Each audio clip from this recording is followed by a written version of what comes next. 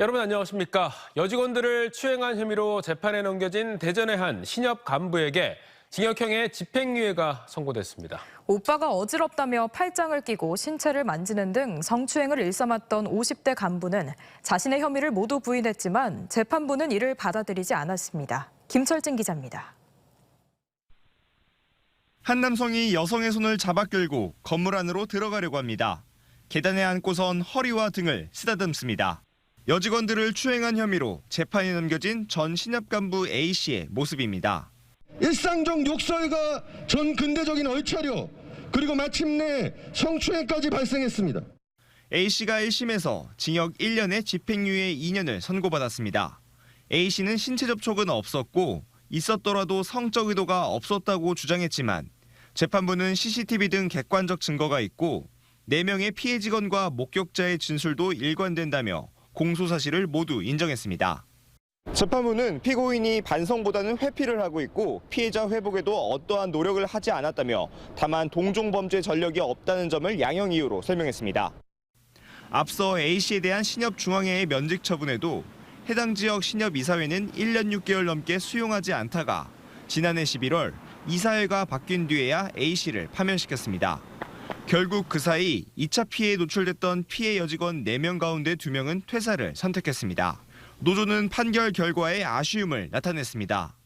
아무런 반성도 없고 지금 무죄를 주장했던 가해자가 그걸 저희는 예상을 했거든요. 징역형을. 근데 지금 집행유예로 이제 나와 있는 것 자체는. A씨는 재판 후 판결 불복 여부 등을 묻는 질문에 아무 말을 남기지 않았습니다. 한편 대전고용노동청은 A씨의 부당 노동행위에 대한 또 다른 수사에 대해 조만간 마무리한다는 계획입니다. TJB 김철진입니다. 오늘 오전 10시 10분쯤 공주시 정안면 천안 논산고속도로 천안 방향 정우터널 인근에서 차량 13대가 추돌해 40대 여성 1명이 다치고 20분가량 정체가 빚어졌습니다. 경찰은 터널 안에서 승용차가 앞차를 들이받아 4중 추돌 사고를 낸 뒤 뒤따르던 차량들이 잇따라 부딪힌 것으로 보고 정확한 사고 경위를 조사하고 있습니다. 이에 앞서 어젯밤 10시쯤에는 대전 서구 용문동에서 승용차가 인도로 돌진해 차에 타고 있던 20대 남녀가 다쳤습니다.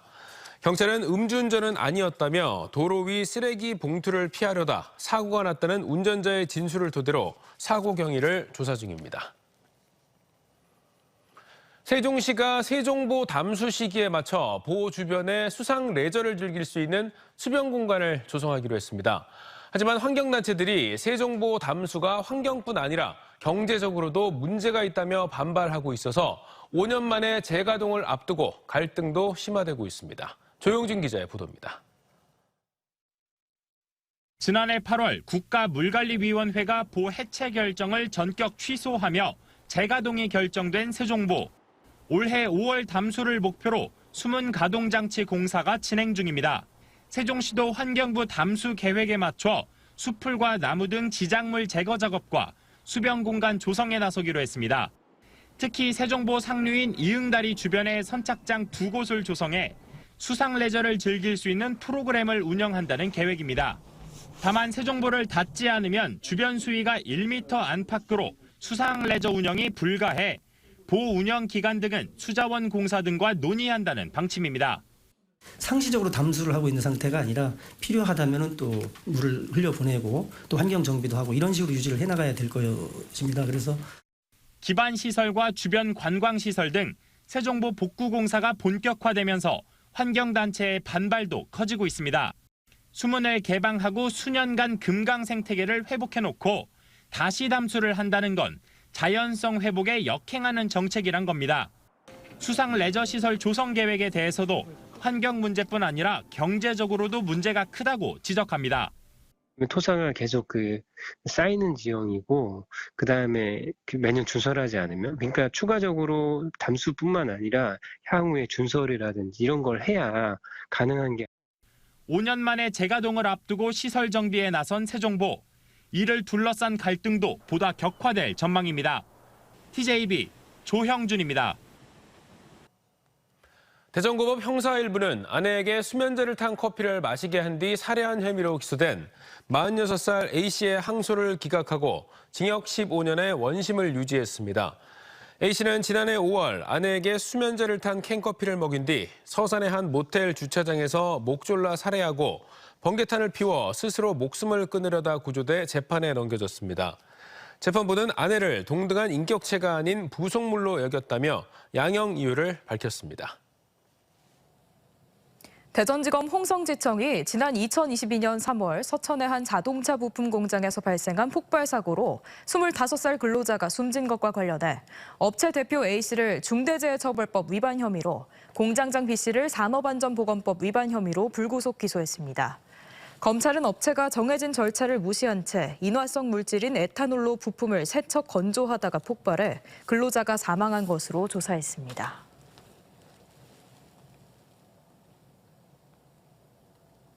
천안하면 가장 먼저 떠오른 것 중 하나가 700년의 역사를 이어온 호두인데요. 천안의 명물 호두의 옛 명성을 되찾고 우리나라 호두 재배가 처음 시작된 시베지를 홍보하기 위해 천안의 호두공원이 조성됩니다. 장석영 기자입니다.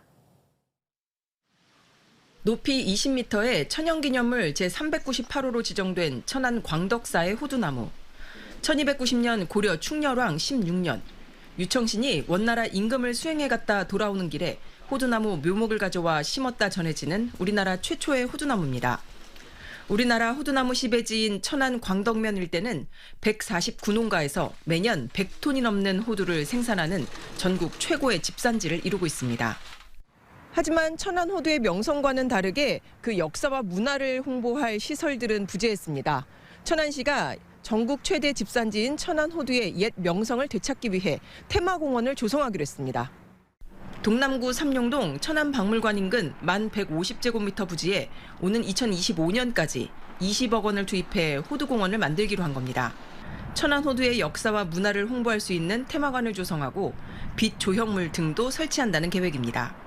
천안 호두 대표 품종 육성을 위해 우량개체를 선발하는 한편 천안 호두 유전자 보존 등을 위한 용역도 추진합니다. 호두나무를 심어서 시민분들이나 관광객들께서 오셔서 볼 수 있는, 그리고 만져보고 느낄 수 있는 공간으로 조성하려고 합니다. 천안 호두하면 빠질 수 없는 게 호두과자. 전국에서 무분별하게 판매되고 있는 타 지역 호두과자와 차별화를 위해 품질 인증제도 도입됩니다. 1934년 시작돼 현재 70여 개의 호두과자 전문점이 있는 천안시는 업체 관계자들과 협업해 상표도 출원하고 인증 대상에 인증 마크를 부여하는 방안도 검토 중입니다. 천안시에서 호두과자 제조를 하고 계신 분들도 피해를 보고 있어서 이번에 천안시에서 인증제를 통해 가지고 진짜 원조인 호두과자를 전국에 좀 알리고 싶어서 인증제를 만들려고 하고 있습니다. 우리나라 호두나무 시베지로 700년의 역사를 가지고 있는 천안 호두의 옛 명성을 되찾기 위한 노력이 시작됐습니다. TJB 장석영입니다.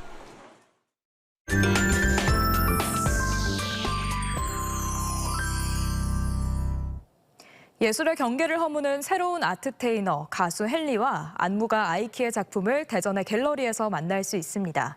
배우 박보검의 첫 뮤지컬 도전작도 이번 주 세종예술의 전당 무대에 선보입니다. 아트앤컬처 조혜원 기자입니다. 음악 천재 헨리가 바이올린을 연주하며 활끝의 붓으로 완성한 작품 화.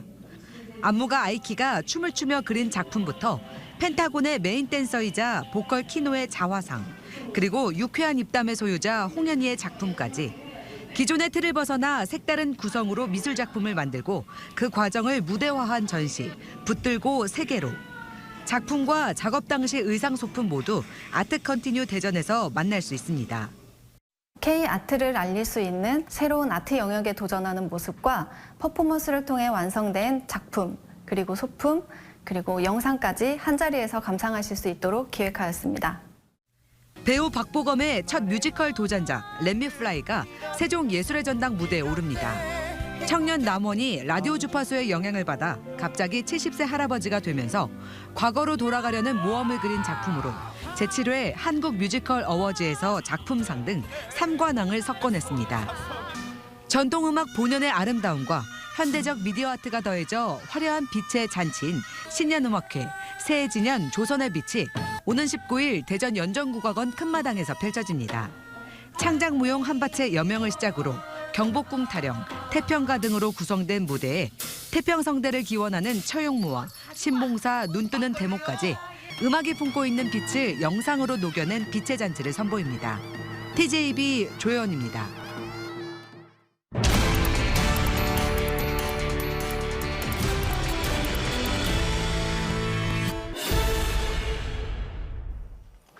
TJB는 2024년 새해를 맞아 대전과 세종, 충남의 광역단체장들을 모시고 올 한 해 중요한 정책과 현안 살펴보는 시간 마련했습니다. 오늘은 두 번째 시간으로 최민호 세종시장 모시고 올해 시정 구상에 대해 이야기 나눠보겠습니다. 네, 시장님 어서 오십시오. 안녕하세요. 최민호입니다. 2024년 이제 새해가 밝았습니다. 네, 먼저 올해 세종시정 크게 어떤 목표를 갖고 추진해 나가실 계획인지 여쭤보겠습니다. 제 임기를 4년이라고 한다면 기승전결 중에 올해는 전에 해당되는 해가 아닌가 생각합니다. 작년까지는 세종시 미래를 위해서 큰 빅피처를 그렸는데 올해는 그 빅피처를 퍼즐 맞추듯이 하나하나 착실하게 집행하고 추진하는 한 해로 생각하고 있습니다.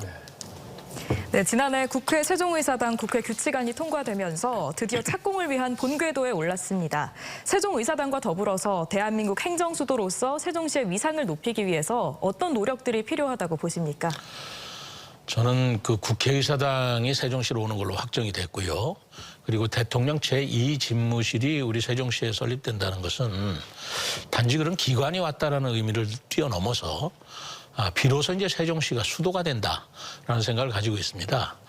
헌법재판소에 의하면 수도라고 하는 것은 대통령실과 국회가 있는 것을 얘기한다 했거든요. 그러면 서울에도 있지만 세종시도 이제 수도가 되는 것입니다. 행정 수도도 아니고 이제는 행정을 뛰어넘은 제2의 수도로서 국회의사당과 대통령 집무실을 우리가 계기로 삼아야 된다라고 생각해서 헌법을 개정해서라도 이제는 수도가 돼야 된다라는 생각을 하고 있습니다. 예. 이번엔 KTX 세종역 한번 여쭤보겠는데요. 네. 원래 이제 세종역에 대한 뭐 지역의 그 필요성 이런 요구들은 많았지만 이 가장 큰 문제가 됐던 게 이 경제성이 낮다. 네. 그런데 이제 지난해 말에 이제 새로 용역을 해 보니까 경제성이 높다 이렇게 네. 이제 나오면서 이 세종역에 대한 관심이 높은데 어떻게 추진하실 계획입니까? 세종 KTX 역사는 세종시 설립 초기부터 있어야 된다는 필요성이 계속 제기돼 왔습니다.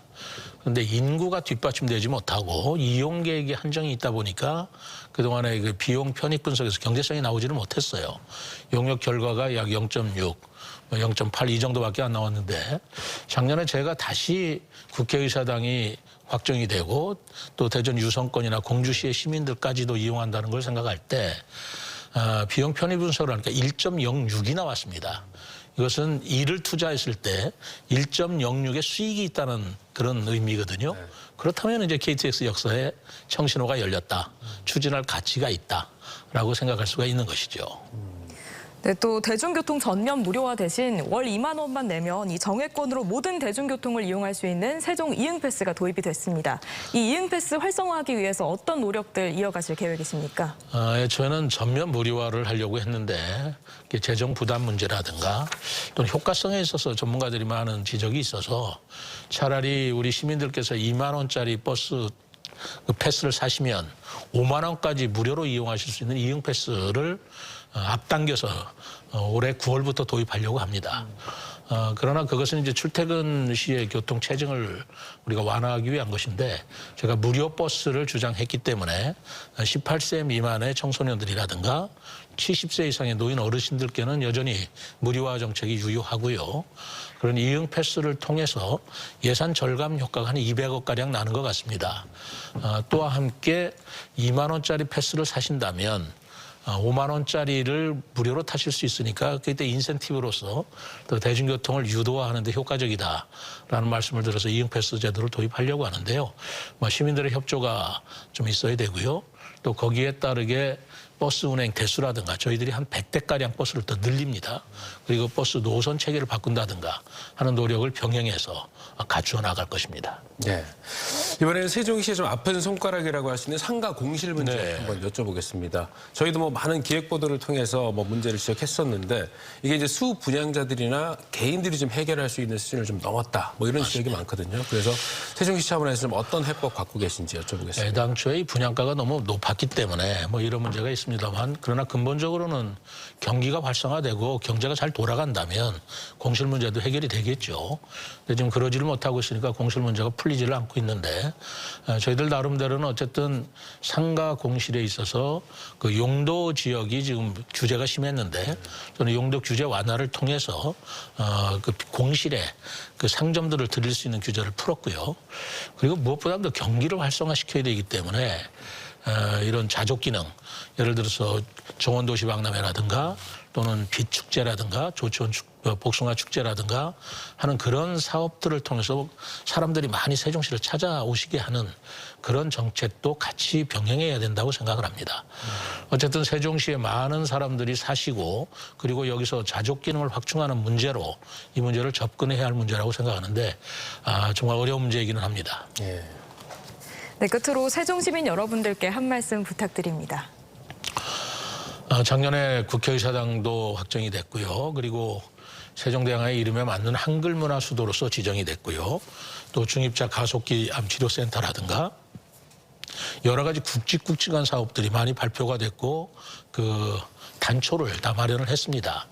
다만 아직까지 한 번도 해보지 않은 사업이고 누구도 가보지 않은 길이기 때문에 시행착오도 있으리라고 생각합니다만 희망을 가지고 또 저희들이 적극적인 도전의식을 가지고 이 사업을 완수한다고 할 때 시청자 여러분, 시민 여러분들께서 응원해주고 격려해 주신다면 반드시 성공하도록 저희들이 필승의 힘을 다하겠습니다.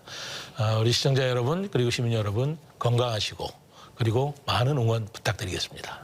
예, 시장님 오늘 말씀 고맙습니다. 감사합니다.